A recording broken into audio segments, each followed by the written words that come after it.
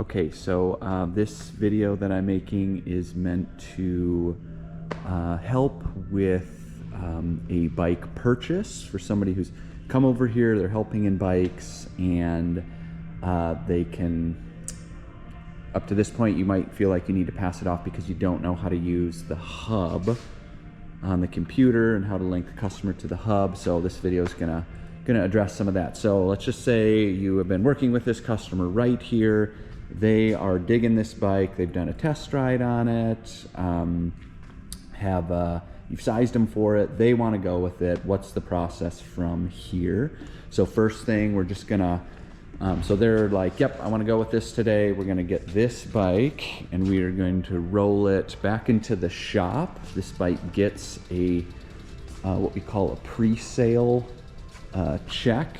And so you would wheel it back to a shop tech back there. For right now, I'm just going to put it in the stand here. And the pre-sale check is just them doing a final check on it. So brakes and shifting and inflating tires and torquing things down. So you're going to hand that off to a shop tech. You just roll it and say, hey, bike purchase. And they're going to run through that. When a person purchases a bike with us, they get, there's a couple things. One, if it's a full price co-op bike, they get 15% off all full priced accessories. So it's just for co-op bikes, just for full price co-op bikes, and it's just for full priced accessories that they get that discount.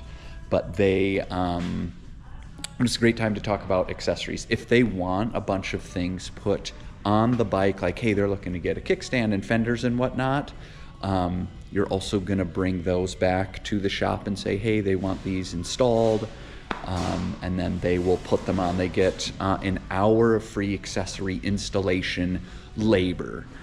So it's hard to breach that. Essentially, you know, outside of a bike purchase, we would charge for any accessory install, even like a kickstand, even a pair of pedals, certainly fenders and a bike rack.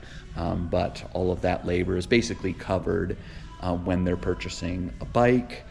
And the only exception would be that they would go over that would be if like they want fenders and a rack and a kickstand, and they're just getting tons of accessories that might actually drive the shop over an hour to install. But you will bring all of those back and just communicate to the shop like, hey, this person's looking to get a couple of accessories. They don't know what they're getting yet, but they're gonna, you know, look around or whatnot. It just kind of alerts the shop crew. So but the big part here is how do you link them to the hub? The bike purchase, they're gonna be purchasing it. It's gonna get linked to them in our system here. It's gonna show up on their purchase history if they're a member, but we don't want just that. We also want to link them in our, in the hub, excuse me.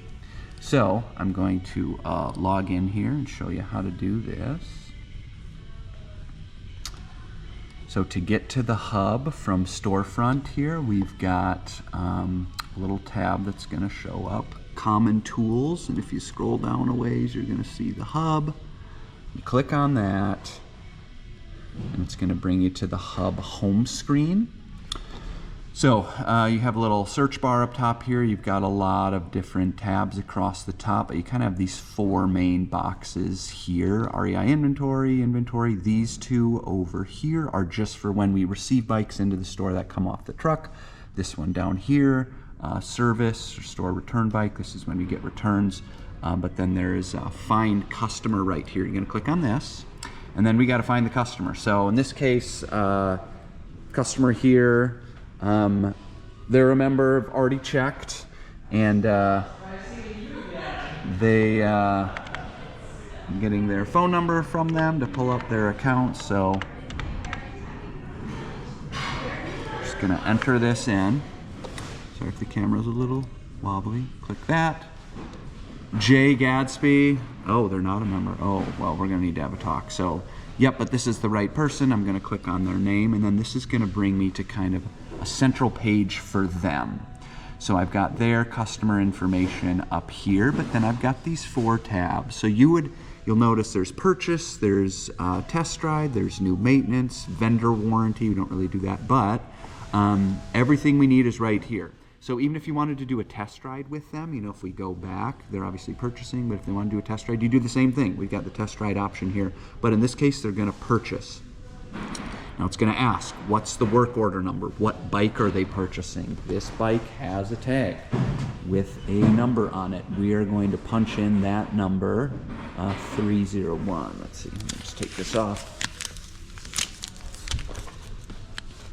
So we're going to punch in this number in here. So 0301 4383. That's going to load.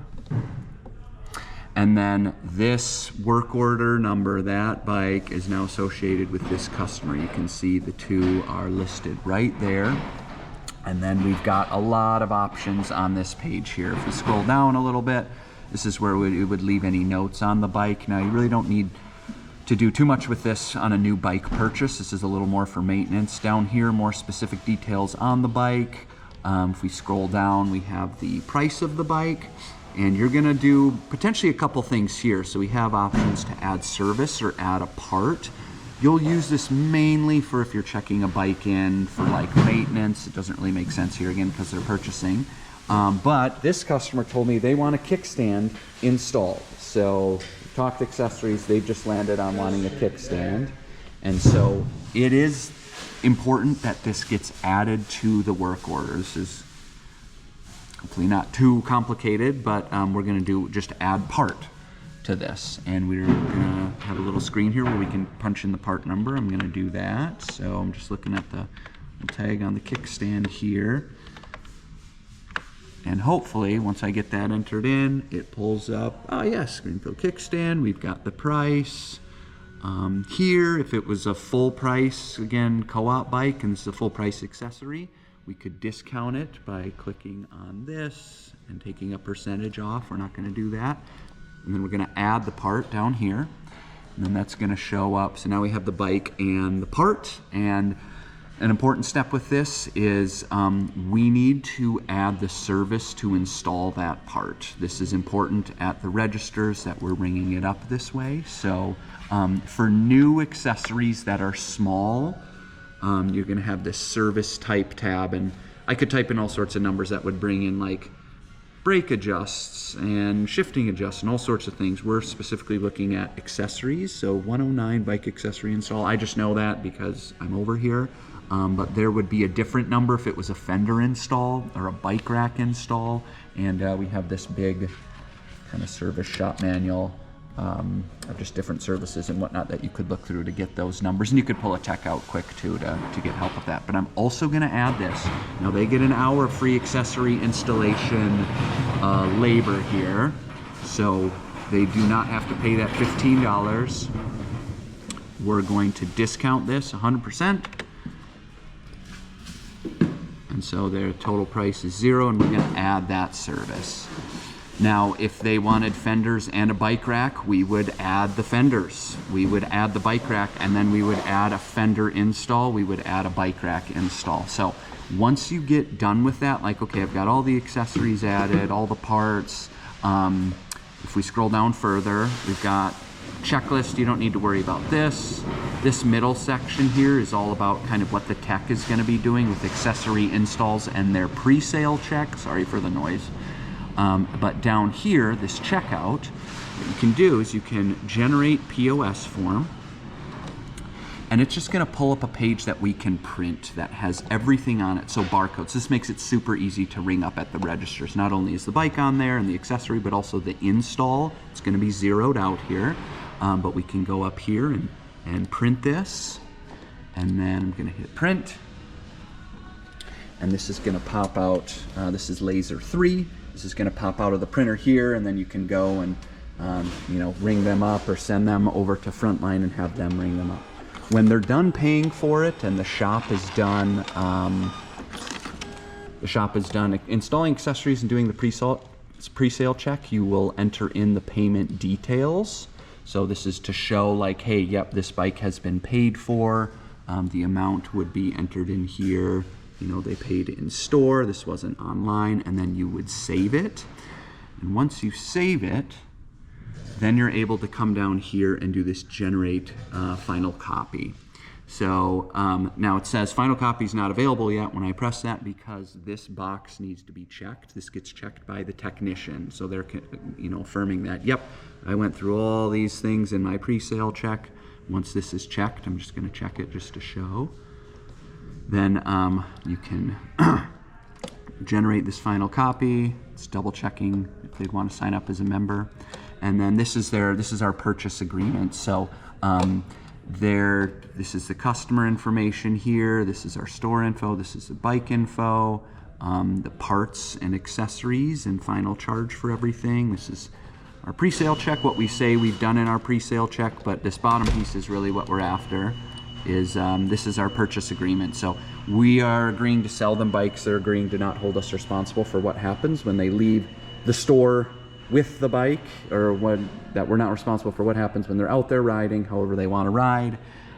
This is a touch screen. I would turn this to them, have them read it, and then say, hey, when you're done, or if you just agree, just hit the sign copy button here, and then they sign off. And then at that point, they are done and they are good to go. We would also run them through like the year return policy. They get a year of free adjustments on the bike. I don't want to make this video too long to go into everything. Maybe it would be helpful if I would, but we would say, they get a year of free adjustments. Pretty much anything in our bike tune is included for a year. There's some nuance to that, but just generally speaking, that's the case. The other thing we would do, though, is we would grab an owner's manual for them. And our owner's manuals for our bikes are down here. We've got adult co-op bikes, adult Cannondale bikes. They are purchasing a Cannondale bike. So, and these also have little work order numbers on them. We've got Cannondale quick bikes here, trail bikes, Synapse. They are buying a Topstone bike, and that work order ends in 4383. We're going to come over here and look in Topstone, look for 4383.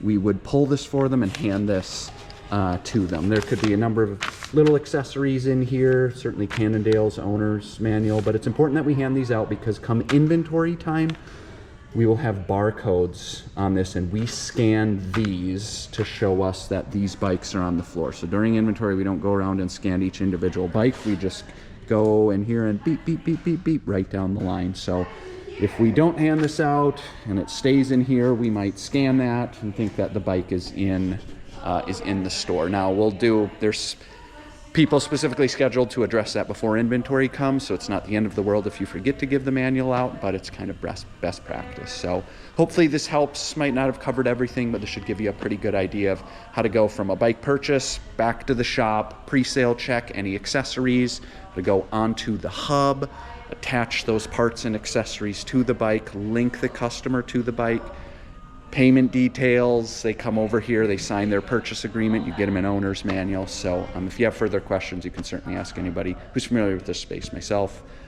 Chris, I think Monica's pretty good over here, Kevin.